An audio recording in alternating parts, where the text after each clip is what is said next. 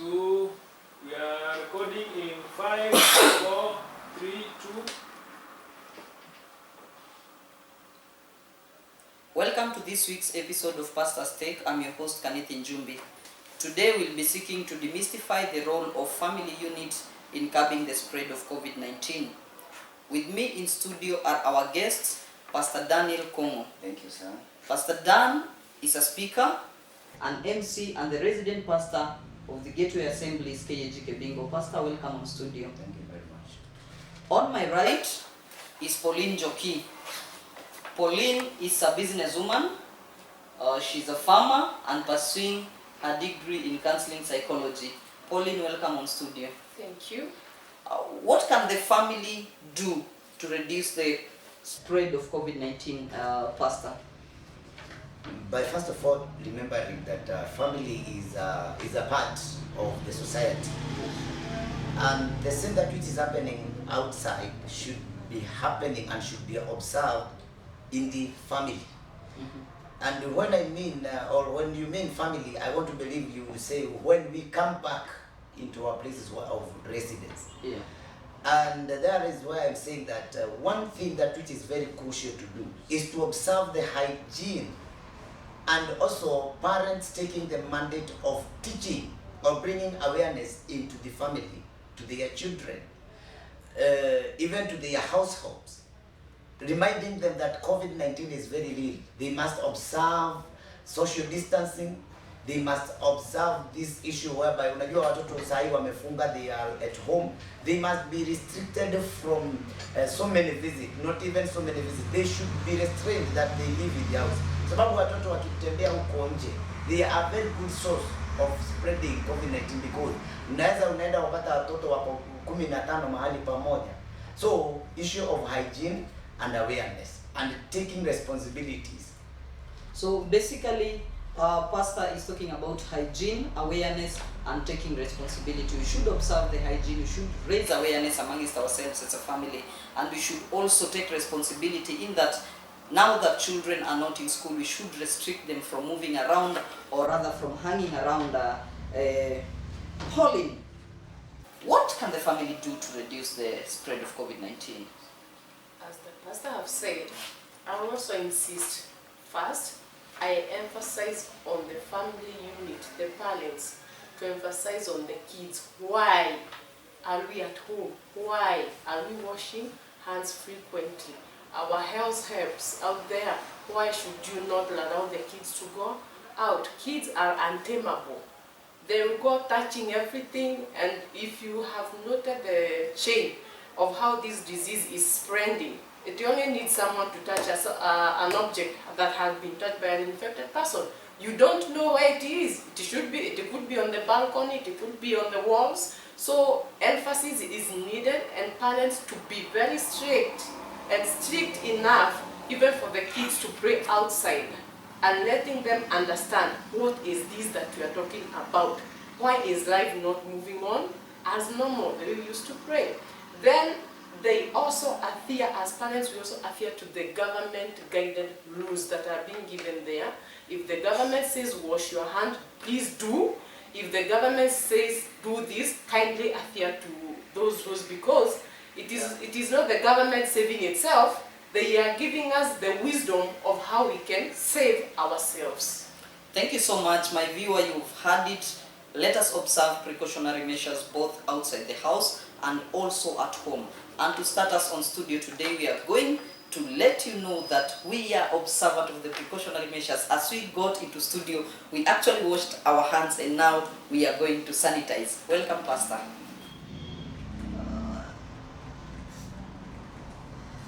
Pauline, welcome.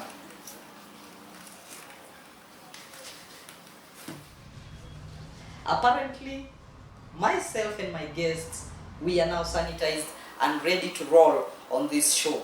You can join us through our online channels. Our YouTube channel is Gateway Assemblies and Kayan TV. Now, Pastor, families are now spending more time together. Families are staying together for longer compared to the previous times.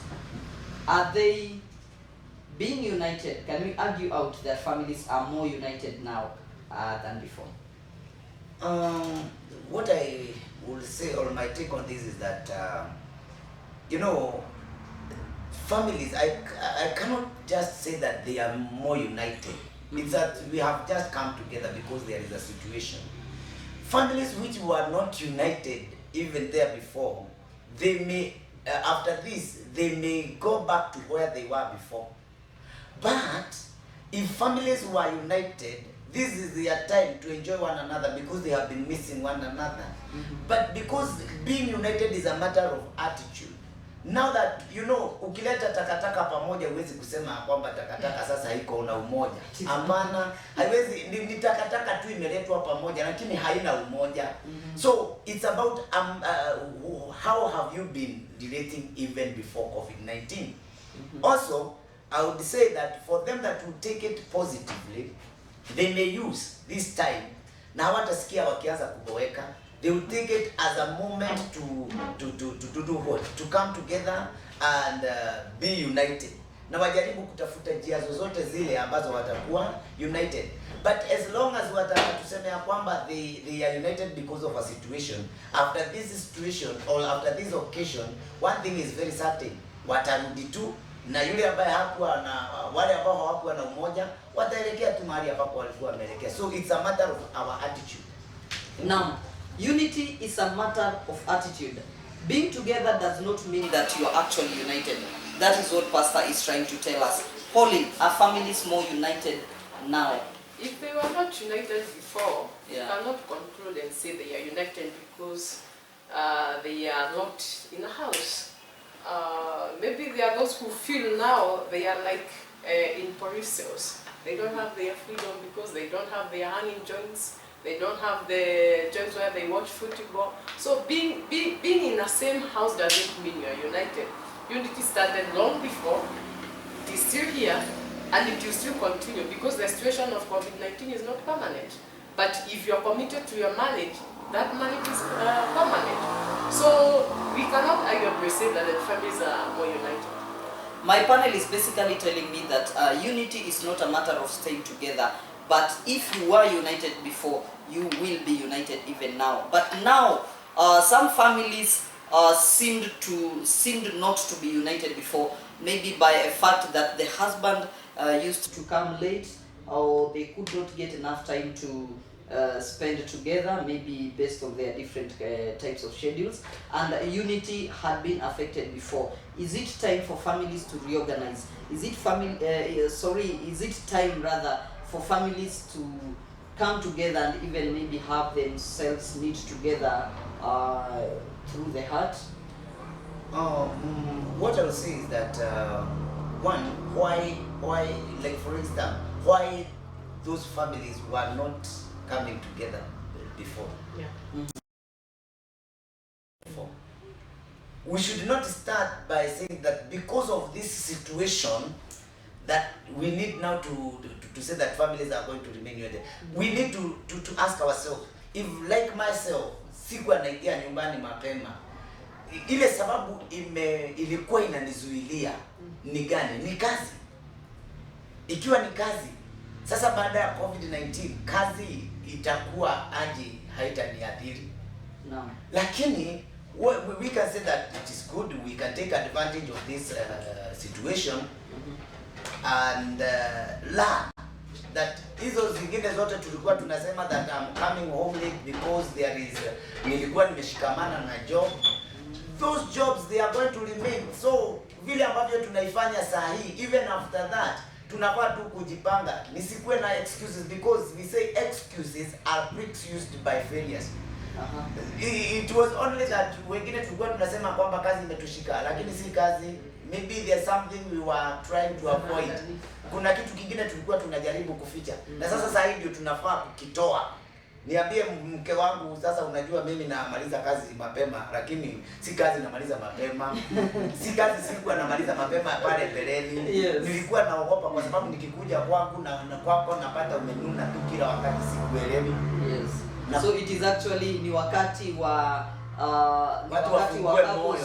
kufungua moyo. Ni wakati watu wafunguanie moyo. Take advantage of this time. Kama wewe ni mke, tafadhali niongeze hapo. Kama wewe ni mke na umeona sasa wakati umefika na mume anakuja, pika mapema. Ndio hata mkiwa pale uhakikishe kwamba utapata nafasi muongee. But there are families that will still maybe remain hivyo kwa sababu they are not taking advantage of this time. Kama wewe ni mke, take advantage of that time, pika mapema, make sure your husband actually enjoys being around you, your husband enjoys being at home. That is basically what Pastor is telling us. Pauline, our wives lucky? I cannot call it a lucky highway. A lucky thing, yeah. I cannot call it a highway because when we talk of family, remember we are talking about responsibility and commitment. So even if I'm working as a wife, as a mother, I must be bearing at the back of my mind that there are kids waiting for me somewhere. There is a husband waiting for me somewhere. There are people counting on me somewhere. So it's upon me to reschedule and restructure my work schedules in a way that doesn't affect my family, doesn't affect my children. We have seen scenarios where children, they are not really sure of who their father looks like during the day or early in the evening, because the father leaves the house at around say 5:30 in the morning, and he'll be back at midnight. Yeah. And the mother goes by 6 in the morning, she'll be back by 7. So these kids are aligned to the household more than the parents. So it's about us aligning ourselves with our work schedules, putting in mind that our family also demands us. That's why you started the family in the first place, because it is a demand that needs to be filled. Otherwise, you cannot call it, it's not a luck and chance thing. It is something that needs commitment and responsibility. The same way you create time to finish your work schedule in your office, you should create the same timetable for home. Wives are not lucky. The perspective that Pauline is trying to bring is that these precedents should actually continue. That husbands should come home early. A family unit should remain united and stitched together, right? Yeah. So, my viewers, you can follow us on YouTube channels, Gateway Assemblies and Kayan TV. Remember, this program has been facilitated by community Wi-Fi, Community Data and Surveillance Systems, the Gateway Assemblies, KAG Kebingo, and Divinity Technologies. Pastor, there is a clip that has been trending for a better part of the week, and in that clip there is a lady who, rather a man, who was speaking, and that man was like saying, we don't like, or rather if I can quote him, hatupendelei kukaa nyumbani kwa sababu vile ambavyo tunakaa nyumbani ndio tunaona ile maneno, ile makosa ambayo mabibi wanafanya. Na and he said in Kikuyu, watoto wanachapwa sana na hatupendelei hivyo. What is your take on this? Are we getting the other side of our wives? Are we getting, are couples getting too much used to each other by spending too much time together? Okay. There's something that I've quoted before this question. And I said, the reason behind us not staying at home should be investigated. Why do I feel that I don't want to be in my place? Yes. Secondly, Brother Ken, let me tell you this. If you find a madman, not that he's suffering from stomachache, not that he's limping. Yes. The madman is having a problem with his head. And men are the heads. In fact, if atupendelee hiyo kuona watoto wetu wakichapwa, it means that tumetelekeza our responsibilities. Watoto wetu wanachapwa kwa nini? Because we have not been there for them. Who is a father? A father has around 5 P's. He is the provider, he is the protector, he is the priest. He has another piece that I can't remember right now. Yeah. But I will tell you, if I am there to guide my children, then ikiwa kwamba wanachapwa na sioni sababu ya kuchapwa, sinikuange kule mapema every day so that I may protect them from hiyo kichapo. And also, not only to protect them, I am supposed to be there to be their priest. Ndio niwaelekeze. Lakini wakati wote unaachia mama hiyo kazi yote ya nyumba, you expect ya kwamba ako na mawazo, kuna maneno ambayo yanayomsumbua na atawachapa tu hata ukiwa hapo. So be there for your children as a man. Yes sir. So basically what pastor is saying is that kama wanaume tumetelekeza, my understanding of kutelekeza, I'm not very good in Kiswahili, but we have abandoned our responsibilities. Yeah. I'd like to know, I'd like to hear the sentiments of the so-called pioneers of the men's conference concerning this. You can keep the conversation going on Twitter at Kenneth Njumbi, on Facebook at Pastor Daniel Kongu and Pauline Minor. Now, Pauline, are couples getting used to each other? Let me first come to that aspect of the fathers are complaining the kids wanachapwa sana. Yes. You know, women kind of get to kali. Like in Kikuyu they say, atumia hutumeli ya maondo. So there's so much that you are keeping inside. Yeah. So at some point now that it is overwhelming that you have, it's not an easy task to be surrounded by kids. Say 3 or 4 kids. Yeah. The whole day, 24 hours, you're always rotating there. So sometimes they tend to have that fatigue. They have emotional fatigue. They have physical fatigue.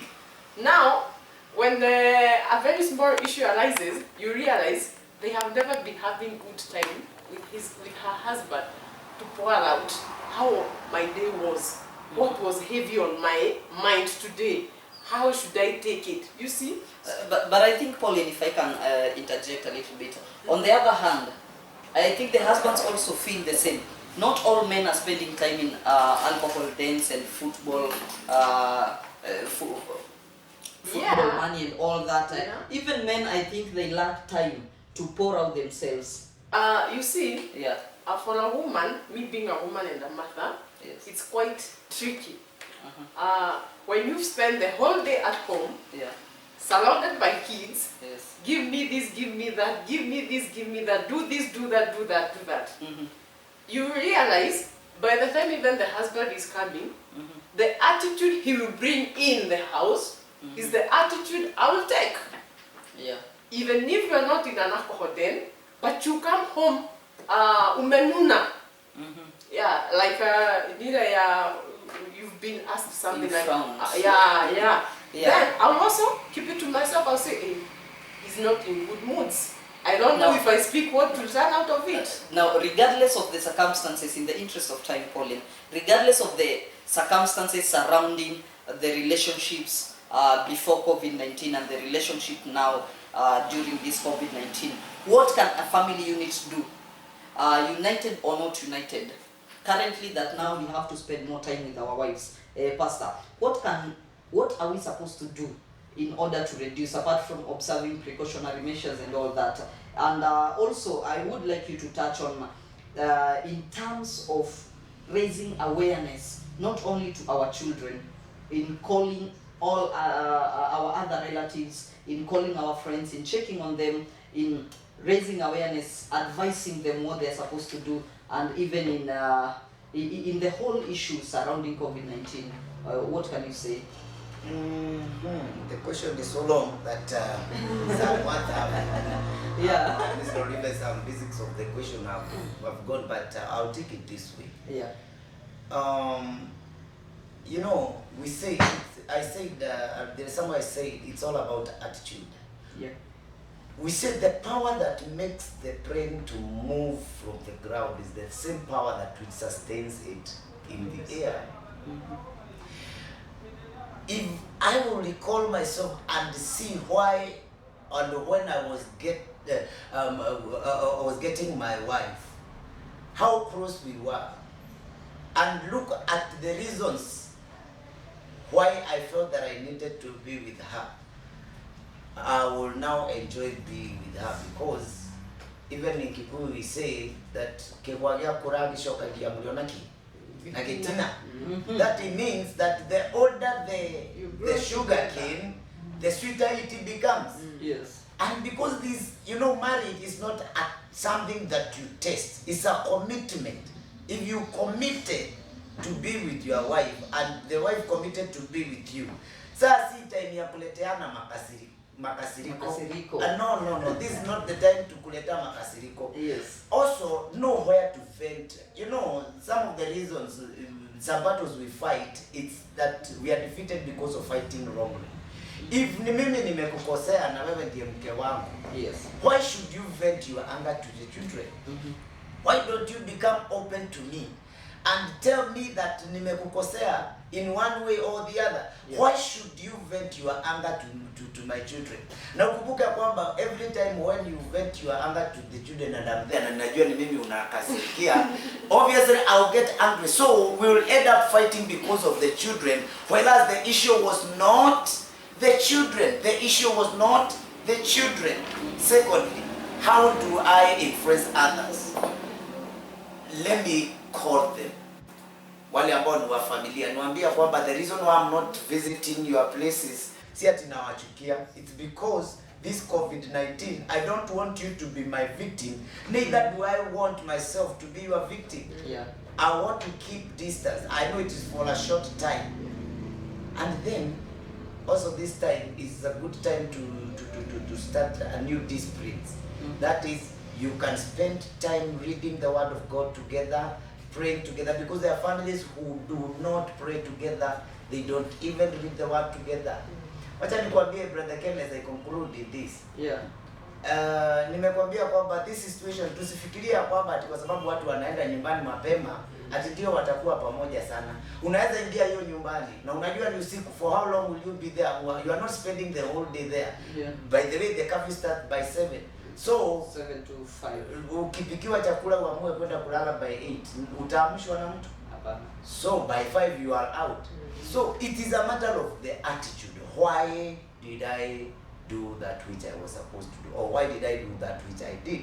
Then from there, I pick myself and go. Thank you so much, Pastor. Maintain the right attitude. Call your relatives, call your friends, check on them, tell them about COVID-19, tell them what they need to do, observing precautionary measures, and all that is supposed to be done. Be at the right place at the right time. Is that what you're supposed to? You are trying to say? Very, very true. Pauline, what are we supposed to do as a family unit? What is our responsibility in ensuring that we protect the larger family, that includes the kinsmen and all the other members of the extended family? What are we supposed to do in terms of raising awareness, calling them, talking to them? Do you feel it is our responsibility as a family to inform them about COVID-19? It is the responsibility of every one of us to inform everybody, and everybody means whether you are an adult and even the children. It is our responsibility to make them know and understand what we are talking about when we talk about COVID-19. It is our responsibility also to make them understand and aware of what to do and what not to do. And as families, I would say, it is not trendy to be a statistic of any disaster, whether accident or so. Let's try to avoid our family members from being a number in the statistics of the deaths caused by COVID-19, of the casualties that we have in COVID-19. We avoid. So I would tell the family units, as more as the year, whether you are 3, 2, or even big extended families, observe what you can do. Thank you so much, Pauline. She's saying that it is our responsibility to ensure that we inform everyone, whether an adult, whether a child, about COVID-19 and the precautionary measures that they are supposed to take in order to avoid or rather curb the spread of this menace. Now, I'll take one question from our viewer. That is Dax Wanjiko. She's asking, with the current situation in the country, what happens to the street families? I'll take 30 seconds on Pastor Dan and 30 seconds on Pauline. I think ladies first. What happens to street families given the current situation? Everybody is looking to be indoors. Everybody is working hard to stock their fridges, to stock their kitchens in order for them, maybe in the anticipation of a lockdown or something like that. But what happens to these street families? It's quite unfortunate that I've not had that issue mentioned even in our government. But I would say it is a high time for we, especially in a Christian country, Yeah. we should look at the gap and try to find a way of how to fill it. Together with in collaboration with the government, Yeah. we can always find a way of how we can reach them. All right. Yeah. Thank you so much, Pastor. What happens to street children now that even everybody is rushing towards having themselves sort their families in order to stay indoors? What happens to these street children now that they don't have an indoor, quote unquote, to go to? You can take 30 seconds on that. I'll say that, it is a responsibility of the government to take care of its citizens. Yes. They are part and parcel of the population of the citizens that which are in Kenya. Yeah. So first of all, the government, as it brings out the regulations, Yeah. they should be mindful of such people also. They should provide a way on how they should be able to protect these people. Secondly, we should be one another's keeper. Let's look out for them where you can help. Because it is not, maybe, and I say maybe, it's not a choice for them to be outside there. Really? But they found themselves there. Yes. So, one, government should take a responsibility on them. Secondly, let's be our own, one another, let's be one another's keeper. Thank you so much. I'll cut you short. My director is telling me that my time is over. Now, thank you so much, viewers, for joining us. Remember, you can keep the conversation going on Facebook at Kenneth Njumbi, on Twitter at Kenneth Njumbi. You can also join Pastor Daniel Komo on Facebook at Pastor Daniel Komo. And you can also like and follow Pauline Maina on Facebook. And also on Twitter at Pauline Maina, is it 20? Yeah. Right, at Pauline Maina 20. You can keep the conversation going at Kayan TV through our YouTube channel and also Gateway Assemblies. Remember, this program has been made possible by the Gateway Assemblies KAG Kebingo in collaboration with Community Data and Surveillance Systems together with the Divinity Technologies. Remember, what is coming out of all of this is that we should observe the precautionary measures. Let us observe the curfew regulations. Let us wash our hands. Let us sanitize. Let us keep very high levels of hygiene. Where possible, kindly stay at home. If you don't have anything you're doing in town, or rather if you don't have anything you're doing outside, please stay at home. Worth noting is also the fact that our children are no longer in school, they are now at home. It is important that we restrict them to staying at home in order to avoid the spread, rather curbing the spread of this COVID-19 that has become a menace in this country. Thank you so much, Pastor Dan, for joining us.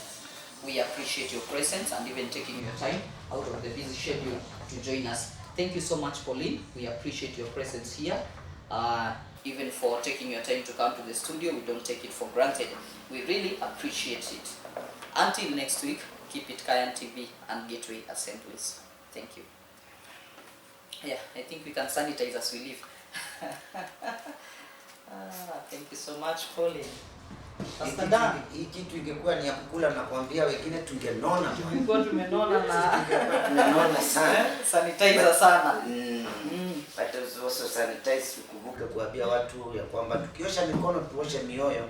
Tuoshe mioyo. Wakumbuke pia kuambiwa Yesu ni Bwana. Yes, we should distance, man. Thank you so much. We keep the social distance. Thank you, sir. Yeah, asante sana. Wow. Wow.